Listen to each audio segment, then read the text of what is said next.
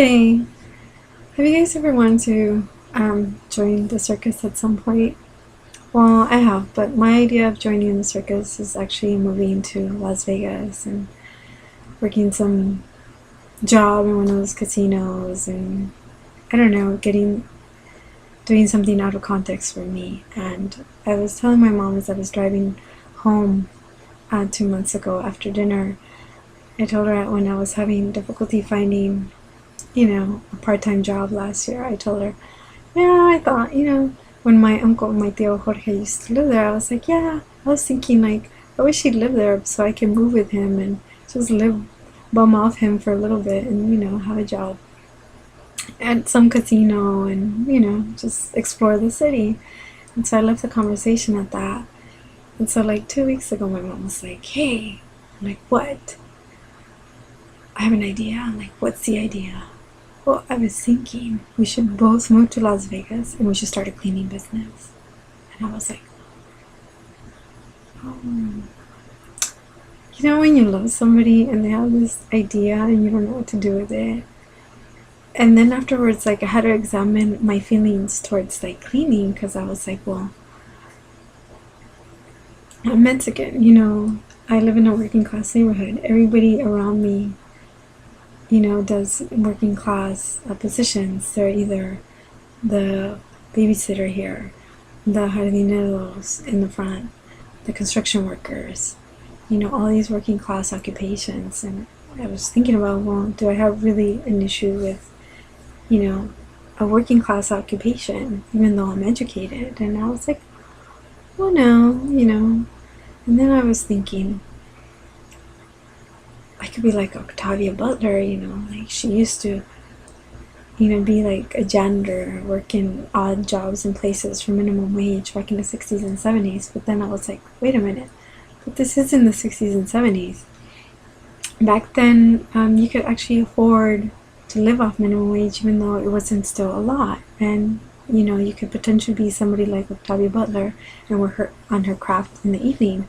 Whereas nowadays, if you adjust the real minimum wage for inflation, that would be $19 an hour. Or if I were 1%, it would be $28 an hour.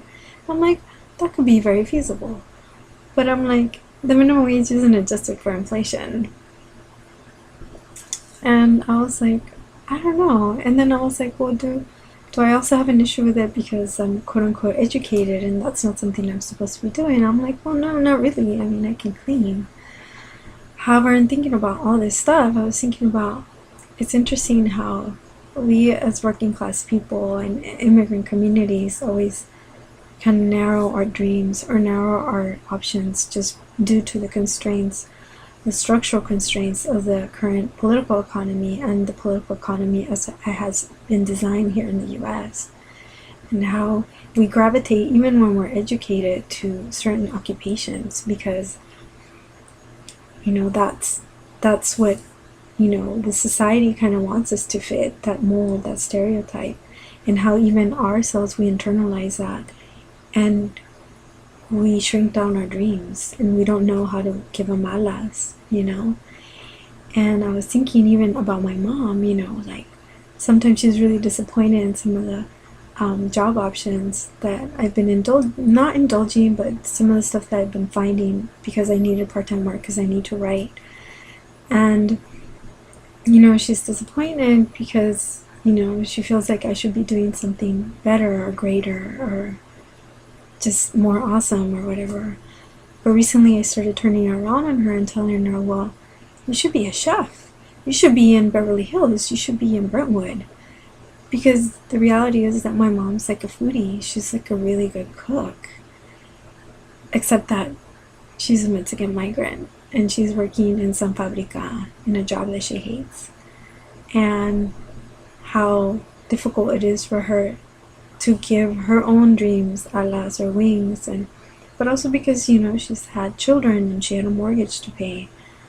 But also because the political economy, that's what it demands of some people, how it stereotypes us, how it racializes and genders us to go into certain occupations. And how even when we have those dreams, how difficult it is to give them those alas that they need. And so that was sort of the thing that I just came up with, that I just, in thinking about that conversation that I had with my mom, how I was like, I had my own issues with, I was, okay, well, am I really going to be cleaning, was that the fantastical dream that I was thinking of, like moving to Las Vegas for several months and exploring the city, and how it deviated from my mom's dream. But to her, it was actually a big dream because she could be a small business owner. But then at the same time, I just feel like she has these bigger talents, way more bigger talents than what she's thinking of. And so that's all I was thinking about this week for Princess methodologies. And, hopefully, I don't know, something that some of us working class people, or how to give our dreams real alas, those wings that can fly really high, and how difficult it is sometimes that we internalize a lot of things that society and even the structural constraints of the political economy make some choices very difficult for some of us. Anyways, that's it. Thanks. I hope you enjoy and have a great week.